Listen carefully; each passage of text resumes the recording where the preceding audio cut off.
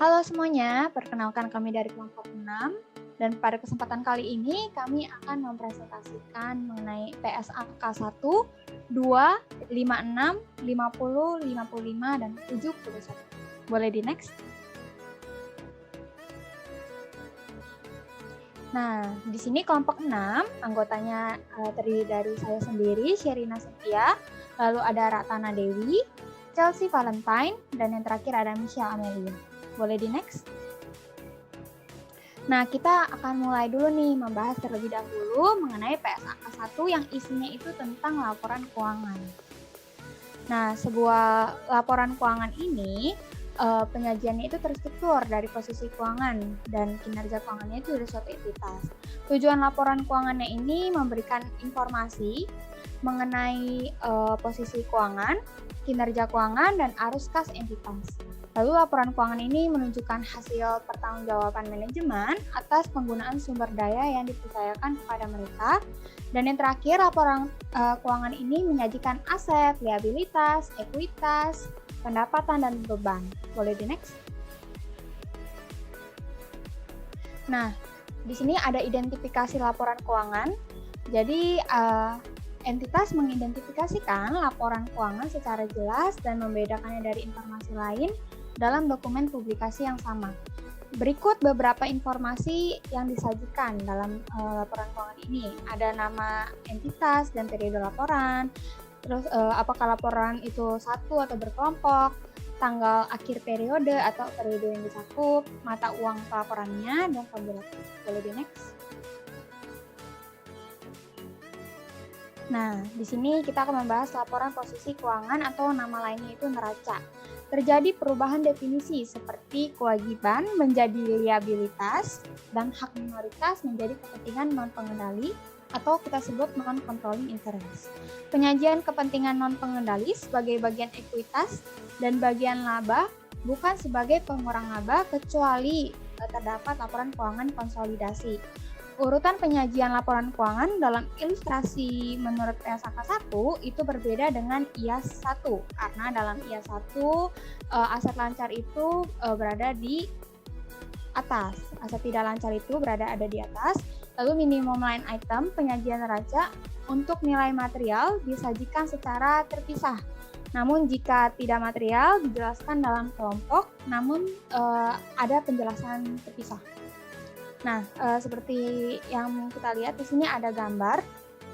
Berikut adalah perbandingan laporan posisi keuangan. Di dalam PSAK 1, aset yang kita catat terlebih dahulu itu adalah aset lancar terlebih dahulu, baru aset tidak lancar. Lalu liabilitas, terdapat liabilitas jangka pendek, selanjutnya liabilitas jangka panjang. Dan dalam ekuitas terdapat hak non-pengendali dan ekuitas yang dapat diatribusikan ke pemilik entitas induk. Sedangkan yang sampingnya pada IAS 1, aset yang dicatat terlebih dahulu yaitu aset tidak lancar, baru aset yang lancar. Selebihnya mengenai ekuitas dan liabilitas itu dicatat sama seperti PSAK 1. Boleh di next?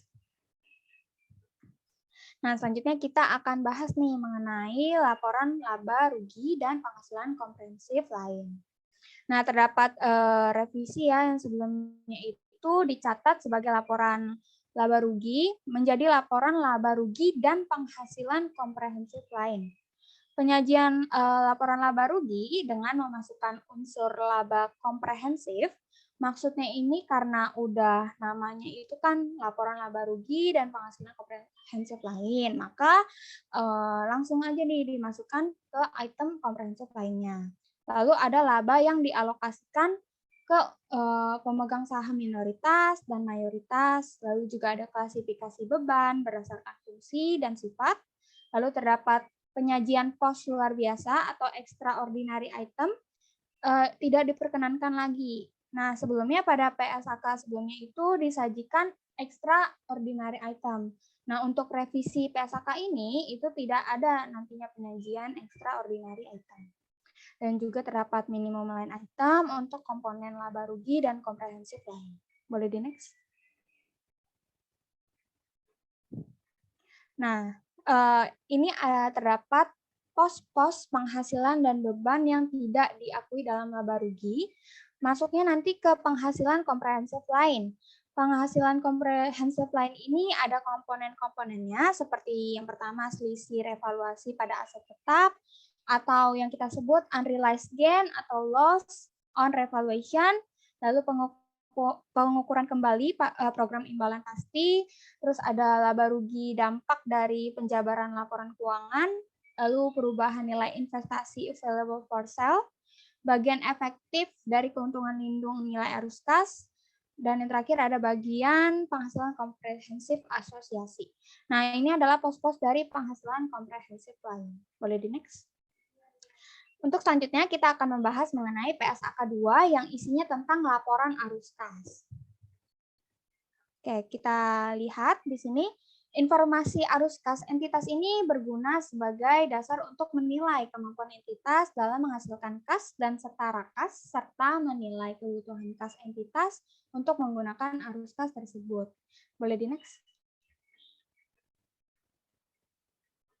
Nah, untuk klasifikasi laporan arus kas ini terbagi menjadi tiga kategori ya. Ada aktivitas operasi, lalu ada aktivitas pendanaan ya, investing dan juga financing.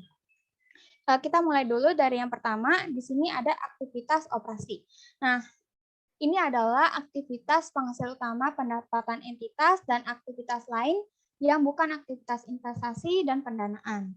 Beberapa contoh dari aktivitas operasi, yang pertama itu ada penerimaan kas dari penjualan barang dan pemberian jasa royalti, fee, komisi, dan pendapatan lain. Jadi di sini ada sales revenue, interest revenue, dividend revenue gitu. Terus pembayaran kas kepada pemasok barang atau jasa dan untuk kepentingan karyawan. Lalu penerimaan dan pembayaran kas oleh entitas asuransi sehubungan dengan premi, klaim, anuitas, dan manfaat polis. Lalu pembayaran kas atau penerimaan kembali, restitusi pajak penghasilan, kecuali jika dapat diidentifikasikan secara spesifik sebagai aktivitas pendanaan dan investasi. Dan yang terakhir, penerimaan dan pembayaran kas dari kontrak yang dimiliki untuk tujuan diperdagangkan atau diperjualbelikan. Boleh di next? Untuk aktivitas yang kedua, di sini ada aktivitas investasi. Nah, di sini adalah perolehan dan pelepasan aset jangka panjang serta investasi lain yang tidak termasuk setara kas. Nah, contoh dari aktivitas investasi ini apa aja? Ada aktivitas perolehan atau penjualan aset tetap, lalu ada aset tak berwujud ya, intangible asset, aset jangka panjang lain, instrumen utang, dan instrumen ekuitas entitas lain. Lalu juga di sini ada pemberian atau pengembalian uang muka dan pinjaman yang diberikan kepada pihak lain. Boleh di next?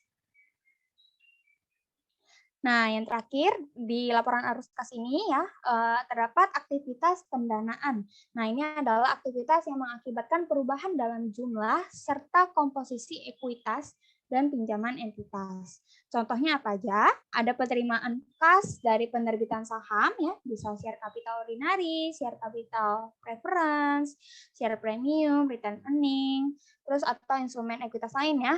Bisa penerbitan bonds, mortgage payable, dan lain-lainnya. Terus pembayaran kas kepada pemilik untuk memperoleh atau menebus saham entitas, pelunasan pinjaman, pembayaran kas oleh lisi untuk mengurangi saldo liabilitas yang berkaitan dengan sewa pembiayaan. Oke, untuk selanjutnya akan dijelaskan oleh rekan saya. Terima kasih. Oke, nah selanjutnya ini kita akan membahas mengenai PSAK 56. Di sini tentang laba per lembar saham. Di sini LPS itu kita kaitkan dengan harga per saham atau price earning ratio yang memberikan gambaran nih tentang kinerja perusahaan dibanding dengan uang yang ditanam oleh pemilik perusahaan. Di sini ada dua variabel untuk penentunya. Yang pertama itu adalah jumlah labanya dalam satu periode, dan yang kedua itu adalah jumlah saham biasa yang beredar selama periode yang bersangkutan. Nah, di sini ada ruang lingkup beserta tujuannya. Di sini ada tujuannya itu adalah untuk menetapkan teknik perhitungan, penyajian, dan juga dalam pengungkapan APS. Lalu yang kedua itu adalah meningkatkan daya banding kinerja antar perusahaan dan antar periode. Lalu kemudian di sini ada rumus untuk LPS dasarnya. Di sini rumusnya itu adalah laba bersih residual kita bagi dengan jumlah rata-rata tertimbang saham biasa yang beredar dalam satu periode. Lalu selanjutnya itulah jumlah rata-rata tertimbang saham biasa yang beredar. Jadi saham biasa itu akan dianggap sebagai saham yang beredar ketika yang pertama itu diterbitkan melalui penjualan dengan kas itu diperhitungkan saat kasnya itu sudah bisa diterima. Lalu yang kedua diterbitkan atas reinvestasi sukarela dari dividen saham biasa atau saham utama itu diperhitungkan sejak tanggal pembayaran dividen.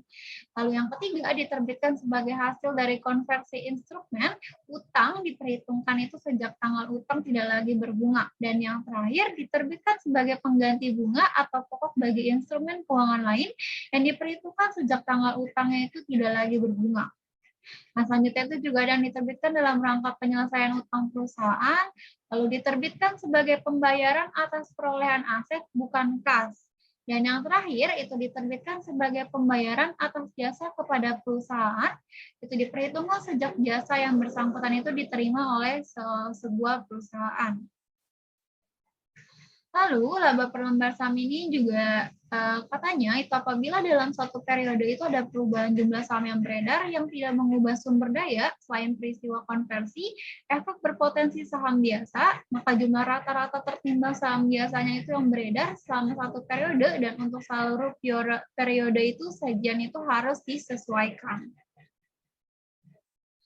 Laba per lembar saham dilusian, di sini ada perbedaannya, penyesuaian laba setelah pajak, serta penyesuaian saham biasa yang beredar. Bisa dilihat dari PowerPoint ini.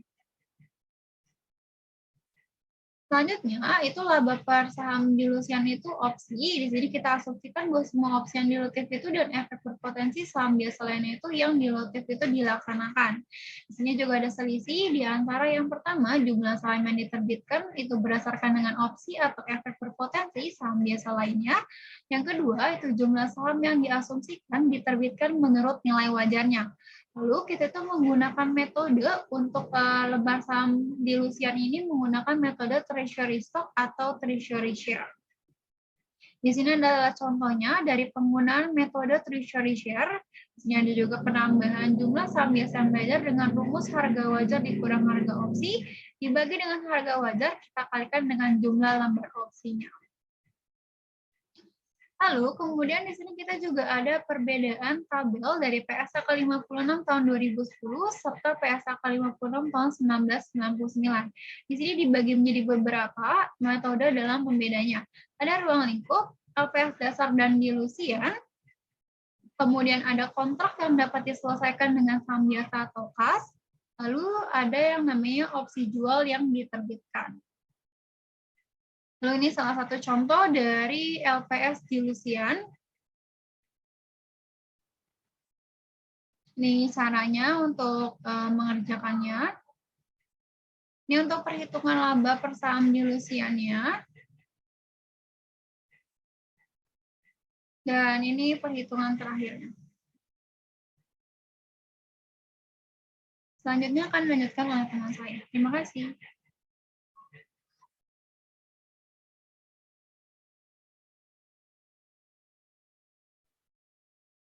Selanjutnya, kita akan membahas PASAK 50 dan PASAK 55.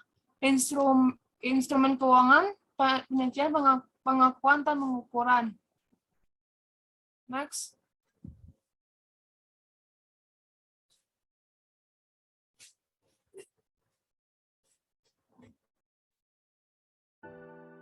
Dan sekarang definisi PASAK 50 dan PASAK 55. Instrumen keuangan adalah setiap kontrak yang menimbulkan aset keuangan bagi suatu entitas dan liabilitas keuangan atau instrumen ekuitas bagi entitas lainnya.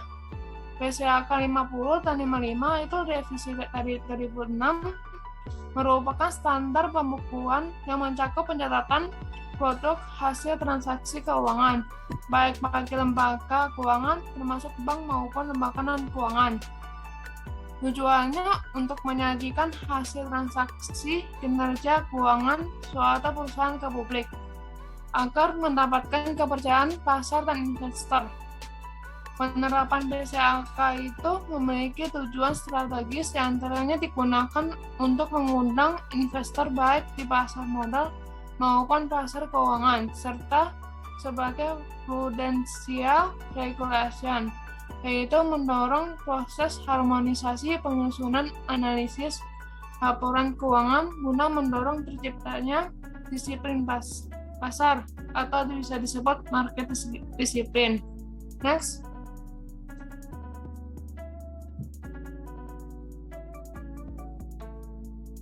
Definisi dan tujuannya PSAK 50 dan 55. PSAK 50 dimaksudkan untuk menetapkan prinsip-prinsip untuk menentukan apakah instrumen keuangan merupakan liabilitas atau ekuitas serta menetapkan prinsip-prinsip untuk menghapuskan aset keuangan dengan liabilitas keuangan. PSAK 50 juga mengatur klasifikasi bunga, dividen, kerugian, dan keuntungan terkait instrumen keuangan yang ditertibkan serta menyatakan kondisi-kondisi yang mengharuskan entitas menghapuskan aset keuangan dengan liabilitas keuangan.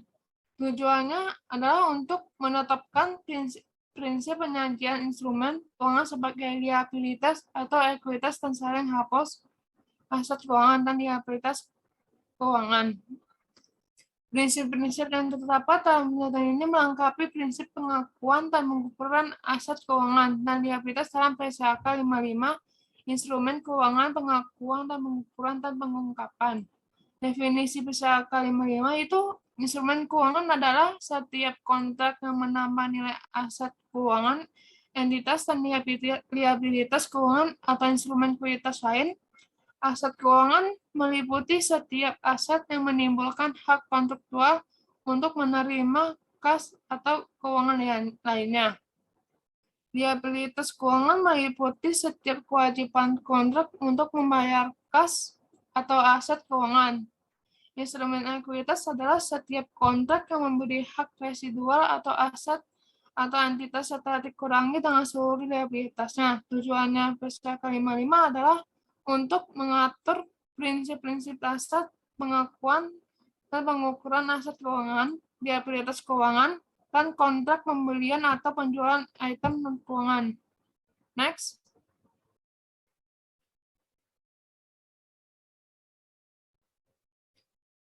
PSAK 55 definisi derivatif melekat. Derivatif melekat merupakan komponen dari instrumen campuran atau instrumen digabungkan, di mana di dalamnya termasuk pula kontrak utama non-derivatif yang mengakibatkan sebagian arus kas yang berasal dari instrumen yang digabungkan bervariasi seperti derivatif yang berdiri sendiri. Derivatif melekat menyebabkan sebagian atau seluruh kas yang dipersyaratkan dalam kontrak dimodifikasi menurut variabel yang telah ditentukan, antara lain suku bunga, harga instrumen keuangan, harga komoditas, nilai tukar mata asing, indeks harga atau suku bunga. Next.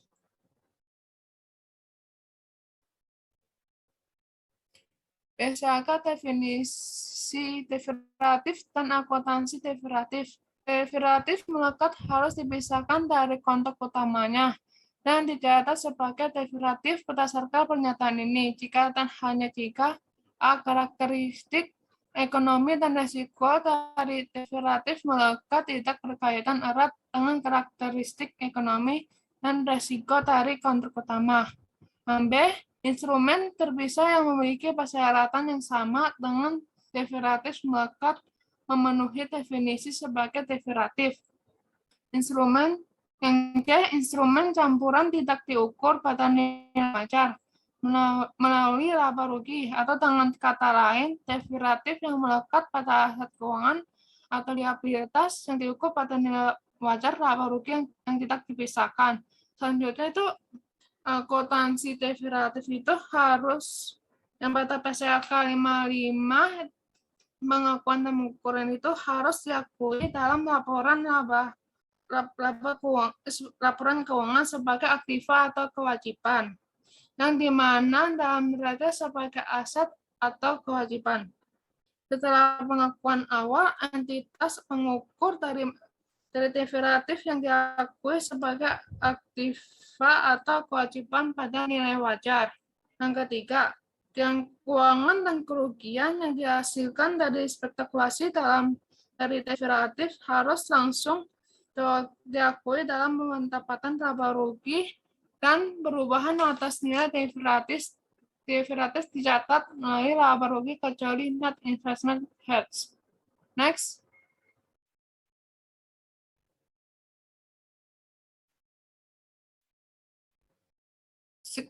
Selanjutnya tentang ruang lingkup PSAK 50 dan PSAK 55. Dalam ruang lingkup PSAK 55 yang pertama A, penyataan pada entitas anak, entitas asosiasi, dan ventura bersama. B, hak dan kewajiban dalam sewa. C, hak dan kewajiban memberi kerja. D, instrumen keuangan tertertiban entitas. F, hak dan kewajiban yang timbul dalam asuransi. F, kontrak antar pengakuisisi dan penjualan dalam kombinasi bisnis. G, komitmen pinjaman yang diberikan selain dari yang dijabarkan.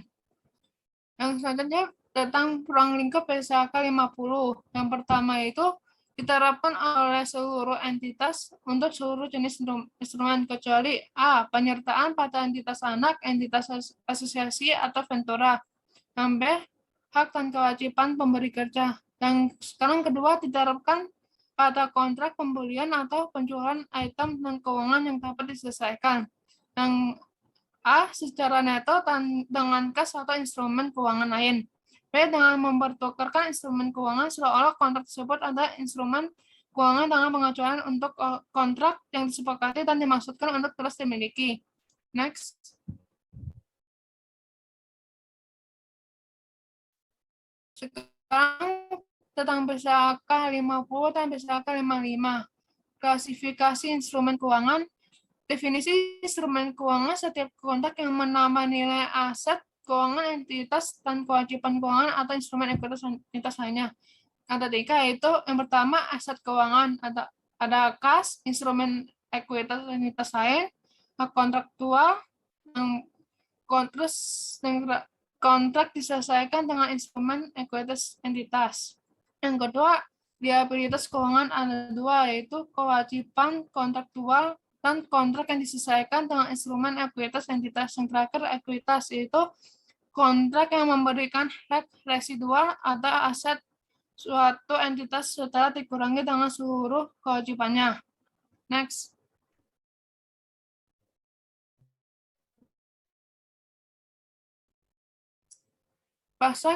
PSAK 55, jenis instrumen keuangannya itu ada aset keuangan, yang di bawahnya itu ada aset keuangan yang diukur pada nilai wajar melalui laporan laba rugi. Yang kedua, investasi dimiliki hingga jatuh tempo, pinjaman diberikan dan piutang. Terus ada aset keuangan tersedia untuk dijual. Yang kedua itu liabilitas keuangan, ada dua, liabilitas keuangan yang diukur pada nilai wajar melalui laporan laba rugi dan kewajiban lainnya. Yang ketiga tentang instrumen ekuitas. Ada tiga, instrumen ekuitas biasa, instrumen ekuitas menjemuk, dan itu ketiga instrumen ekuitas sintesis. Terus yang keempat ada instrumen derivatif, yang itu derivatif biasa, derivatif ngekat. Yang terakhir instrumen lindungi nilai. Ada tiga, atas nilai wajar, atas arus kas, atas investor neto pada operasi luar negeri. Next. PSAK 50 instrumen keuangan. Anda mengklasifikasi penerbitan instrumen keuangan pada saat pengakuan awal mengklasifikasi instrumen tersebut atau komponennya sebagai liabilitas keuangan, aset keuangan, atau instrumen ekuitas sesuai dengan substansi perjanjian kontraktual dan definisi liabilitas keuangan, aset keuangan, dan instrumen ekuitas. Instrumen ekuitas itu instrumen tersebut tidak memiliki kewajiban kontraktual jika instrumen tersebut atau mungkin disesuaikan dengan instrumen ekuitas yang ditertibkan. Victoria itu ada 4, memberikan hak kepada pemegang neto entitas yang saat entitas likuidasi. Sampai itu instrumen merupakan subordinat dan seluruh kas instrumen yang cek seluruh instrumen keuangan pada merupakan itu subterlihat memiliki fitur identik yang dirilis selain kewajiban kontraktual bagi pendapat untuk membeli kembali. Yang itu jumlah harus ditetapkan distribusikan ke instrumen selama umur instrumen yang ada pada laba rugi dalam aset neto yang diakui. Next. Baik, selanjutnya saya akan menjelaskan materi PSAK 71, klasifikasi, pengukuran, penurunan nilai, dan akuntansi lindung nilai. Boleh di next.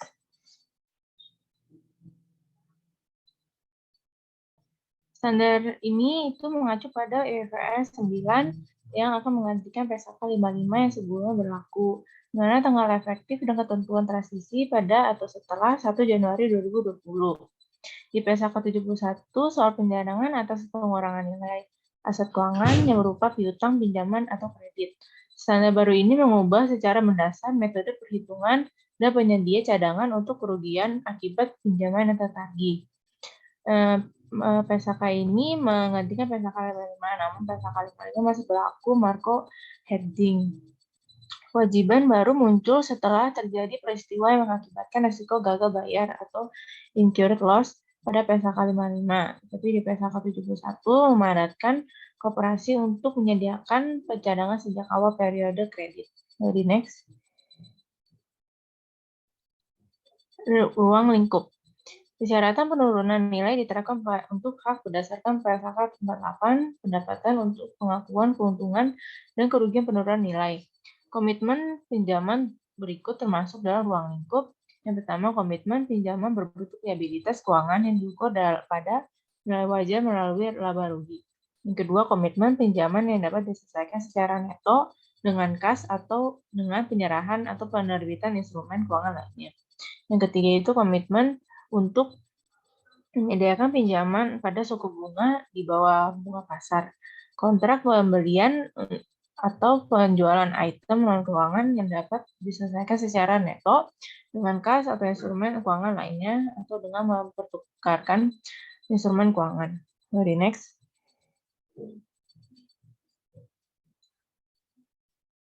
Berikutnya ini ada kategori pengukuran.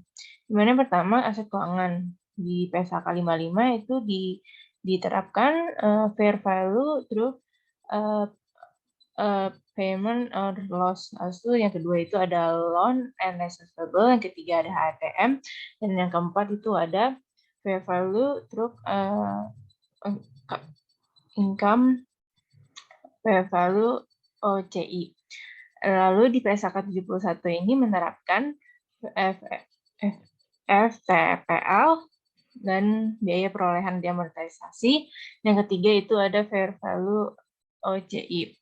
Lalu yang kedua liabilitas, di mana PSAK 71 ini ketentuan PSAK 55 sebagian besar itu masih mempertahankan biaya perolehan diamortisasi dan FTPL. Lalu penyajian dalam OCI atas keuntungan atau kerugian liabilitas keuangan yang diterapkan untuk diukur pada FTPL yang timbul dari perubahan resiko kredit, kecuali jika hal tersebut menciptakan atau meningkatkan konsistensi pengakuan dan pengukuran. Boleh di next. Pembelian atau penjualan reguler aset keuangan. Pembelian atau penjualan aset keuangan ini diakui dan dihentikan pengakuannya menggunakan salah satu di antara akuntansi tanggal perdagangan atau akuntansi tanggal penyelesaian. Boleh di next. Menghentikan pengakuan aset keuangan. Entitas itu menghentikan pengakuan aset keuangan jika hanya hak kontraktual atas arus kas yang berasal dari aset keuangan berakhir, atau entitas mengalihkan aset keuangan 324 dan 325 dan mengalihkan tersebut memenuhi kriteria penghentian pengakuan. Lalu entitas mengalihkan aset keuangan jika dan hanya jika entitas mengalihkan hak kontraktual untuk menerima arus kas yang berasal dari aset keuangan dan mempertahankan hak kontraktual untuk menerima arus kas yang berasal dari aset keuangan, tetapi jika menanggung kewajiban kontraktual untuk membayar arus kas yang diterima tersebut kepada salah satu atau lebih pihak penerima melalui kesepakatan yang memiliki persyaratan. di mana dalam laporan keuangan konsolidasi diterapkan ketentuan konsolidasi aset keuangan, yaitu level konsolidasi. Lalu yang kedua, entitas menentukan apakah penghentian pengakuan diterapkan pada bagian keseluruhan atau kelompok aset serupa. Boleh di next. Lindung nilai atau hedging. Estimasi atas kerugian penurunan nilai dibuat untuk lindung nilai arus cash flow hedges. Cash flow hedges ini adalah perlindungan dengan menggunakan instrumen derivatif atau instrumen keuangan lainnya. Dari risiko variabilitas arus kas terkait dengan diakuisnya aset atau kewajiban atau ramalannya akan terjadi suatu transaksi, misalnya penjualan atau pembelian yang akan dilakukan di masa mendatang. Di mana variabilitas arus kas itu diperkirakan akan mempengaruhi laba dan rugi yang dilaporkan. Jadi next. Klasifikasi instrumen keuangan. Klasifikasi ini berdasarkan model entitas dalam mengelola aset keuangan dan kriteria arus kas kontraktual dari aset keuangan.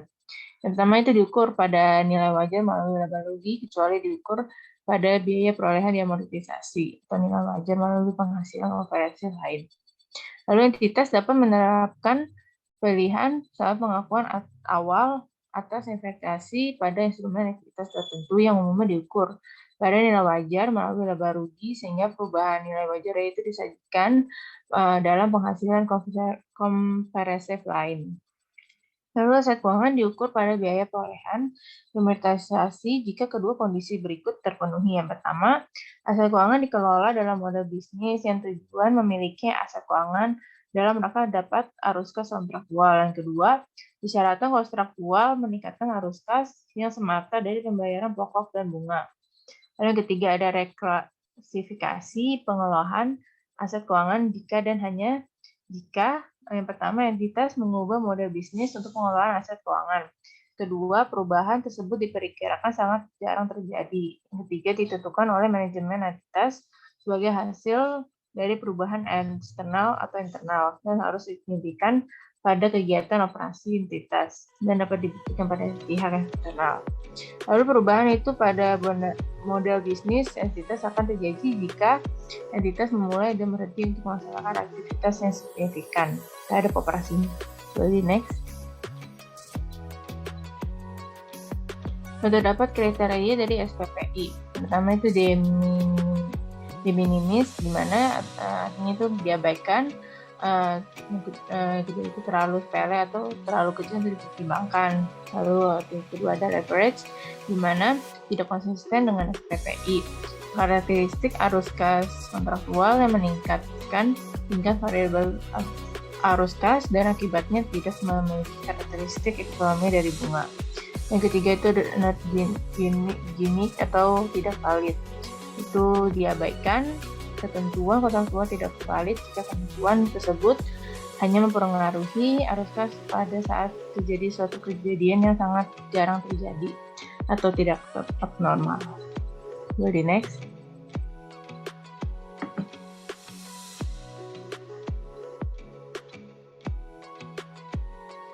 Sekian presentasi dari kelompok kami terhadap pemaparan materi PSAK. Mohon maaf bila ada kesalahan. Terima kasih.